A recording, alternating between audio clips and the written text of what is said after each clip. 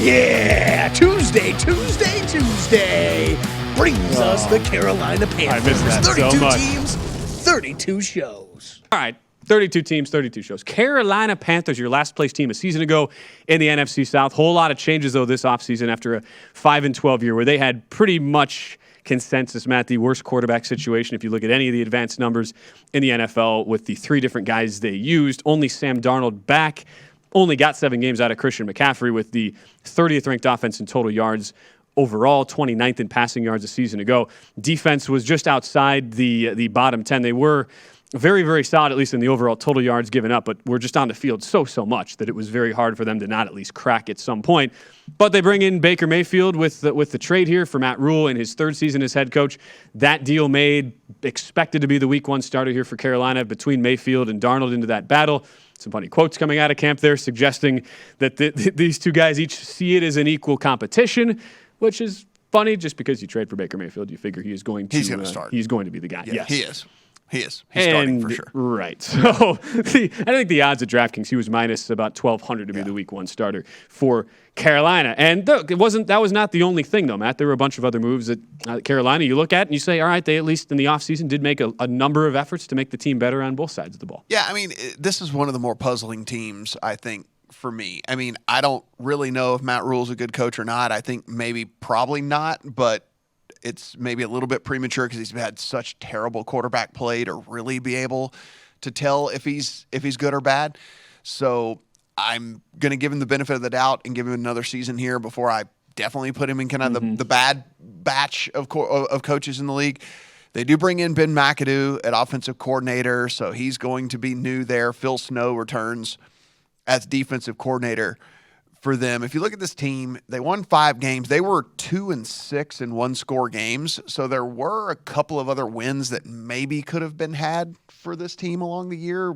2-6 in 1-score games, certainly not where you want to be. And as you mentioned, I mean, through all that, terrible quarterback play, and then you didn't have Christian McCaffrey for 10 games last year. And while this is a running backs don't matter league, Christian McCaffrey is just so dynamic out of the pass game as well. He's just a chain mover. He's a guy that is a playmaker, can get stuff done in space. And so there is a, hey, Christian McCaffrey matters type feel for this Panthers team. And so not having him for 10 games is certainly something that you can kind of factor in whenever you're looking at the squad too. Mm-hmm. In Baker Mayfield, as you mentioned, in Matt Ioannidis as a defensive lineman. You have Damian Wilson at linebacker, Austin Corbett at right guard, safety Xavier Woods, center Bradley Bozeman. They brought in Deontay Foreman at running back to maybe take away some of those like bruising runs from McCaffrey because as we know, his problem has been health and him and staying on the field. And so if you can at least take away some of those obvious run down stuff where he's going to have to just bang right in the middle of the line. Maybe you bring in a Deontay Foreman to handle something like that. Linebacker Corey Littleton, Andre Roberts, and they brought in Johnny Hecker, the punter, Johnny Hecker. I only bring that up because, big Hecker guy. Hecker got actually a lot of money to punt for them. So he got there's no player that Bill Belichick's more scared of, right? Yeah. I mean, Johnny Hecker was I think he's $4.5 million plus a year to punt for them. On the way out, of course, going to be no Cam Newton this year for them. And Hassan Reddick is the big loss here for them. Edge rusher, one of the better edge rushers in the NFL. Stephon Gilmore is out of town as well at corner. Matt Paredes at center is also gone. A.J. Bouye at corner is gone. Daquan Jones departs as well. Defensive lineman for them that was a really big playmaker the last couple of seasons. Jermaine Carter at linebacker. Morgan Fox on that defensive line is gone. And then Trenton Scott at right tackle is also out of town as well. So while they did bring in a healthy amount of guys, it was to kind of fill spots for a lot of void that left. And, again, big ones there in Reddick, Gilmore, and Jones. Those three guys were really, really good defensive players for a defense that actually kind of surprised a little bit last year. In the draft, they took Ike Ekwonu with their first pick, offensive tackle. That instantly upgrades their offensive line. Didn't have a second-round pick. Third round, as we know, take Matt Corral. And then the fourth round, they took linebacker Brandon Smith. And so, the reason why I say for sure that Baker Mayfield is going to start here, because if you were questioning at all whether Sam Darnold was going to be your guy or not. You start Sam Darnold, and if he doesn't work out, then you just play Matt Corral, right? I mean, like, that's the thing. So there's no way in the world they are not going to play Baker Mayfield, not going to start Baker Mayfield. They made the trade for him to start to see if he's got anything left in the tank, to see if there's anything left for this squad here. And so what it really comes down here to, Ben, for me is, and the reason why I think this is such a puzzling team, because I do think from an upside standpoint, this is probably, I mean, like, it wouldn't shock me if we look around and this team won 7 or 8 games, right? I don't think that's crazy, because you do at least have a foundation for some sort of good to happen on the field. The stuff last year, of course, was just absolutely pathetic. 27th overall DVOA team in all of the NFL. That includes the 31st offense, 24 special teams, but the defense, which again did take a little bit of a hit with Reddick and Jones leaving and Gilmore, but they did kind of replenish some of those spots, was 15th actually overall DVOA. So you're talking about, at least an upper half team on the defensive side of the ball. On the offense, and this might have to do with McCaffrey being out for as much as he did, but that 31st ranked offense, the other thing was they just couldn't move the ball on early downs. 27th in the NFL in early down success rate. And we know if you continually face second and long, third and longs over and over and over and over, it's just very hard to have a successful offense in the NFL, right? And especially when you have as bad of a quarterback situation as they did. So when the teams can just pin their ears back and just rush with abandon, and you have these bad quarterbacks trying to make plays, I mean, it's just not going to equal very much success very often. Well, yeah, and when you have a quarterback who is admitted to seeing ghosts in the past, and you are one of the worst offensive lines in football, you can see how things kind of went downhill. We'll kind of assess, where do we see this O-line now, as they've made a lot of moves there? What is the defense going to look like in year 3 under Matt Rule, and how does this team factor into the NFC South? That is next as we continue. 32 teams, 32 shows. All right, back to the Carolina Panthers, and I know you'll run through all the positional rankings here, Pro Football Focus, ESPN giving out to Carolina entering this 2022 season. It's just interesting, though, on the O-line where they were so bad, as we just talked about last year, but you mentioned the offseason additions. You include as well Ike Ekwonu as your first draft pick coming in to anchor the blind side for presumably Baker Mayfield. And Taylor Moton, he's played over 1,000 snaps each of the last 4 years, been pretty reliable as your right tackle. How are you thinking that for the O-line this year, is that the more dynamic and gotta have it position group more than anything, at least on the offense, aside from the fact that you do get a substantial quarterback upgrade in Baker Mayfield? Since you think about the need to keep Christian McCaffrey healthy, I wonder if, as you talk about, this is kind of a tricky team to handicap.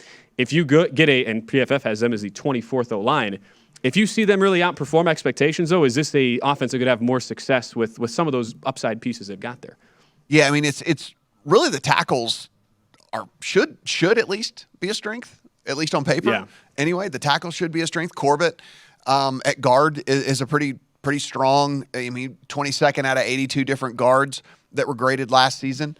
So you've got at least a pretty decent little building block there on the offensive line. But again, I mean, we're getting Baker Mayfield, who's used to being behind one of the very best offensive lines in all of the NFL. So this is, no matter how good this team performs from an offensive line perspective, it's not going to be what he's used to. It's not going to be as good as what he's used to. So he's certainly going to feel more pressure than he's felt recently.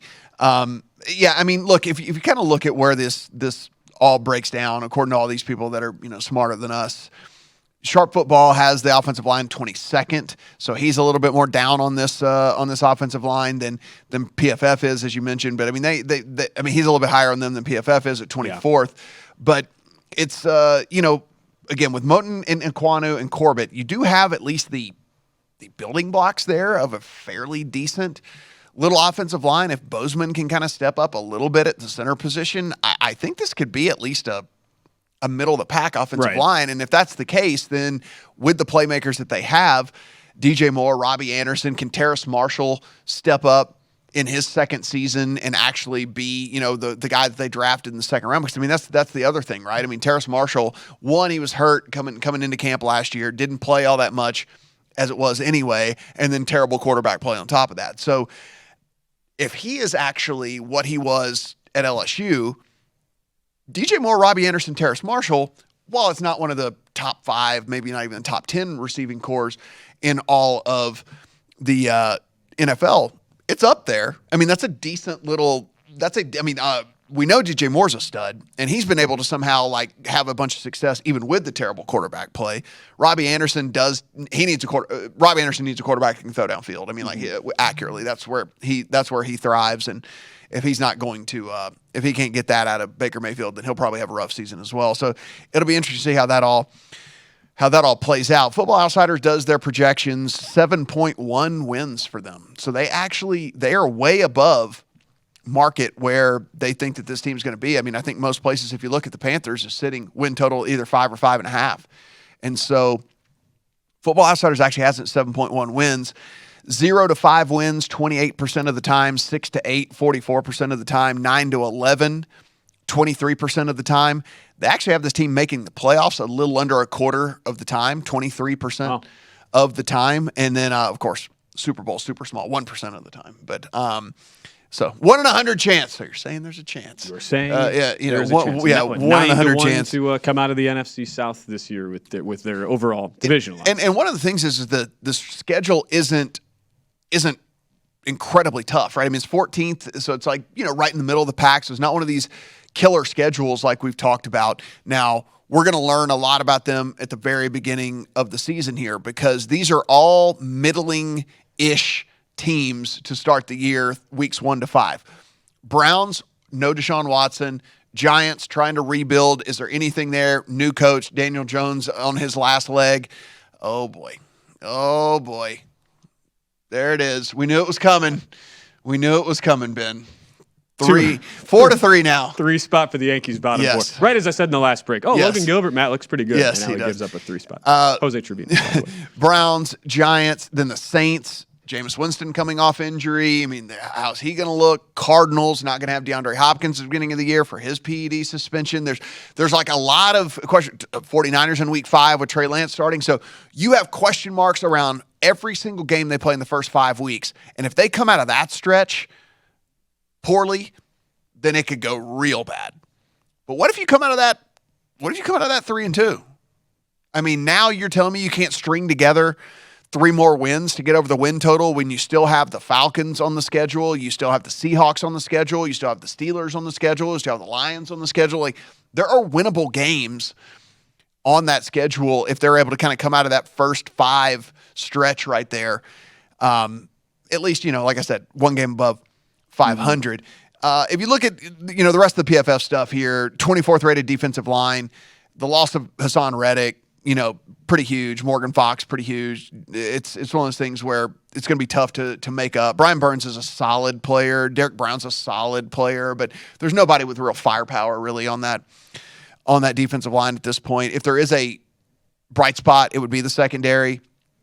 You do have Dante Jackson, who's good. You got J.C. Horn, big-time prospect. Is he going to be able to return from that foot injury, broken foot, and be as good as he was whenever he was one of the top guys coming out in the draft? C.J. Henderson, obviously, good as well. Xavier Woods at the safety position is also good. So, I mean, if they can get even decent defensive line pressure, you would think that this secondary would be able to kind of hold their own a little bit. So, I mean, I think that there's at least weird upside to this team, but because it's weird, it's hard for me to pull the trigger on anything. It's just hard for me to get there. Especially now, and you mentioned some of the 5.5s that were out there. A lot of action, at least at DraftKings. They're up to 6.5 now. And, you think about with a number of these position groups like you laid out, they're in that right at the edge of the bottom 10. So there's a lot of leeway there, a lot of upside potentially for Carolina here in 22. You see the yes stud make the playoffs plus 380 this season for Carolina. Regardless, the quarterback position is going to be better. It is better. Baker can't be worse than what they've had the last 2 years. And Matt Rule got them off to a very, very good start a season ago with, as it came to be seen later, a complete shell of an actual quarterback and offensive line. So you could easily see that scenario you laid out, Matt, happening at least to start the year. Just to circle back to the quarterbacks, I mean, what are the chances Darnold gets cut or moved or whatever before the season starts? I mean, do we really expect this team to carry 3 quarterbacks into the regular season with all the other positions they'd like? They ain't going to move him. There's no spot for him to move. I think that's the bigger issue. Yeah. They ain't going to move him. 3 QBs. It's going to happen. Nobody wants him. Gross. When you see ghosts, it kind of hurts the whole appeal elsewhere. Anyway, Carolina Panthers, 32 teams, 32 shows. Visit VSiN.com to get current odds, listen for free, find showtimes, and download VSiN sports betting podcasts.